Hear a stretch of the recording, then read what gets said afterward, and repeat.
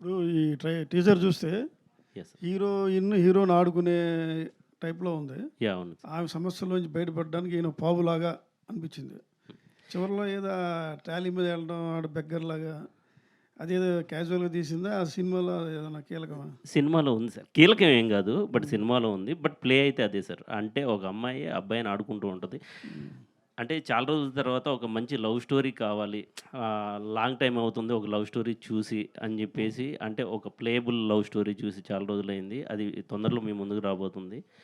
ఆహ్, సో, అదే అండి. ఆ హీరో ఎక్స్‌ప్రెషన్స్ కూడా బాగున్నాయి. అమ్మాయి ఏమైనా కొట్టినప్పుడు మనోడు భయపడి ఆ! ఏమో యాహ్! యాక్చువల్లీ మంచి ఆర్టిస్టులు సార్. నాకు ఇప్పుడు అవునవును. ఈ సినిమాలో నాకు జరిగిన ప్లస్ ఏంటంటే, ఇద్దరు మంచి ఆర్టిస్టులు దొరకటం. ఒకటి 'సుహాస్', 2 మాళవిక మనోజ్. మీరు 'జోలో' ఆ అమ్మాయిని చూసి ఎలా అయితే ఇష్టపడ్డారో, దానికి డబుల్ ఇంపాక్ట్ డబుల్ గాదు ఆహ్, చాలా పెద్ద ఇంపాక్టే ఉంటది. తెలుగు స్క్రీన్ మీద తను ఇంకా రాబోయే రోజుల్లో చాలా గొప్పగా వెళ్తదని నేను అనుకుంటున్నా.